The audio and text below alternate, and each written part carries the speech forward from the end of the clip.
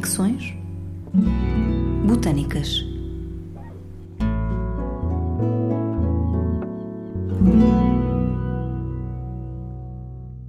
Hoje damos a conhecer uma carta ficcionada a partir de elementos históricos e botânicos encontrados no herbário do Museu de História Natural e da Ciência da Universidade do Porto, sobre duas ilustres personagens da sociedade da cidade do Porto e uma ilustradora, ao mesmo tempo desconhecida e famosa.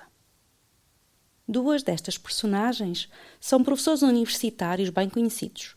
Gonçalo Sampaio, professor de Botânica na Universidade do Porto e botânico notável, responsável pela definição de muitas espécies de plantas portuguesas, e Carolina Micaelis de Vasconcelos, crítica literária, escritora e a primeira mulher a lecionar numa universidade portuguesa.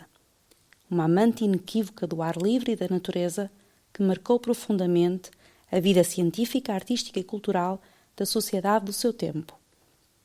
A terceira personagem é Sara Cabral Ferreira, uma elogiada ilustradora contratada pela Universidade do Porto como desenhadora, mas de quem pouco ou nada se sabe, exceto que morreu prematuramente em 1927, deixando um legado de ilustrações biológicas que ainda hoje são imagens de referência para a definição visual de espécies novas para a ciência. Eu sou Cristiana Vieira, curadora da coleção de herbário de Gonçalo Sampaio, e com a minha colega Manuela Paulos, estudiosa e conservadora das ilustrações originais de Sara Cabral Ferreira, escrevemos uma carta que poderia ter sido redigida após a visita ao herbário da Universidade do Porto que Carolina Micaelis pediu a Gonçalo Sampaio para realizar.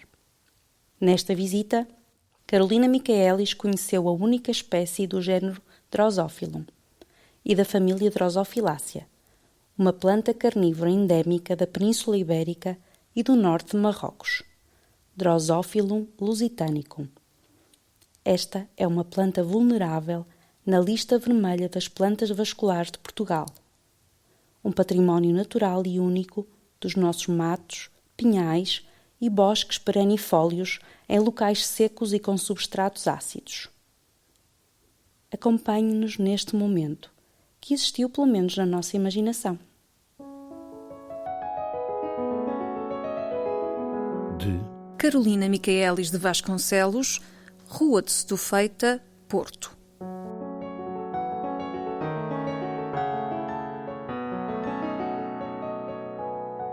Para Gonçalo Sampaio, Universidade do Porto, 12 de dezembro de 1921.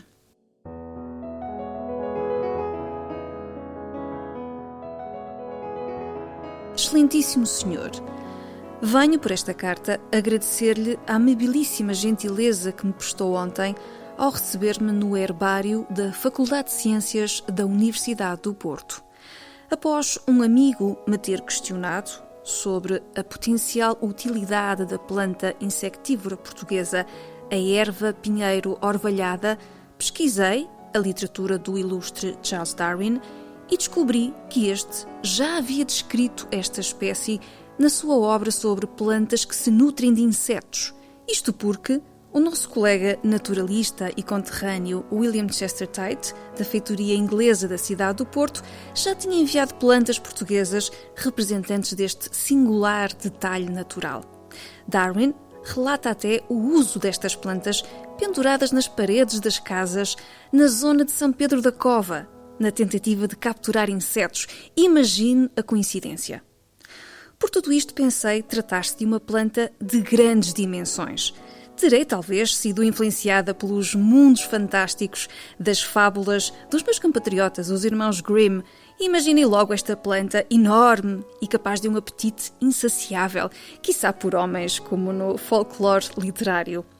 Agora que me mostrou as plantas herborizadas de erva pinheiro orvalhada, colhidas por si em valongo, e que, eruditamente, chama de Drosophilum lusitanicum, compreendo a razão de tal planta não ser eficaz contra as moscas que diariamente atormentam o sossego das nossas casas. Mais vale, realmente, continuar a usá-las para apaziguar as maleitas de pele, como defende quem as usa.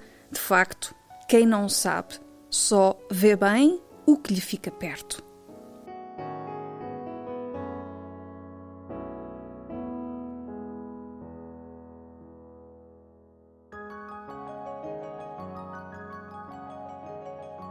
Na grande obra da iconografia seleta da flora portuguesa, que Vossa Excelência está a preparar, as ilustrações feitas pela excelentíssima senhora Dona Sara Cabral, minha boa amiga, darão uma grande ajuda ao conhecimento das plantas únicas em Portugal e pelas quais nutrimos tão grande interesse, mas das quais, ao mesmo tempo, ignoramos o real aspecto. Os detalhes das ilustrações da Dona Sara serão certamente um meio eficaz de levar a todos o conhecimento e a arte da ilustração botânica. Sei que desde que a Dona Sara assumiu funções de desenhadora na secção de Ciências Biológicas, há 2 anos, tem sido acolhida com a mais profunda admiração.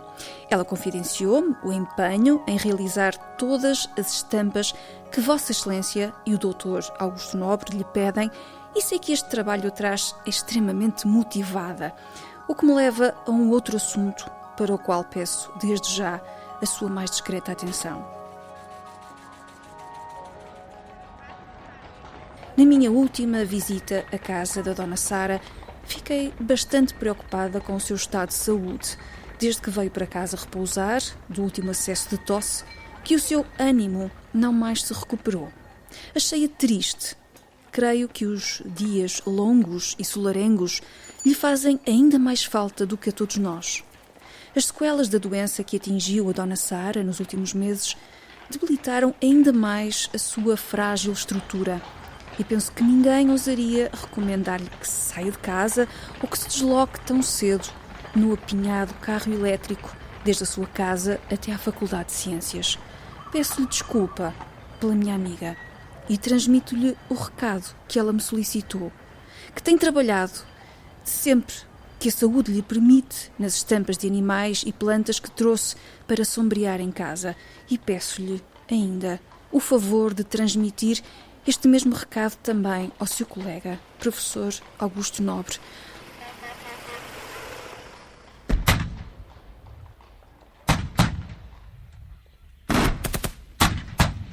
Os portuenses ainda se recompõem do massacre dos confrontos militares e políticos, bem como da gripe espanhola e do tifo.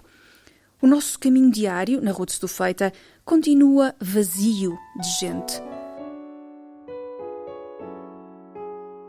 Apesar de os mais pobres pagarem a pior fatia da crise, como o nosso colega médico Ricardo Jorge refere, todos nós já fomos tocados, de uma forma ou de outra, por estes tempos difíceis.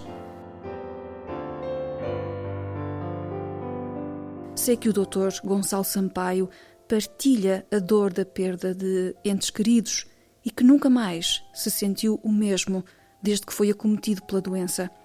Por isso, apelo à sua compreensão e paciência, autorizando que a Dona Sara permaneça a trabalhar em casa, esperando para breve a boa nova das suas melhoras, pois sei que está muito desejoso de terminar a sua monumental obra iconográfica botânica, que, aliás, todos aguardamos com expectativa.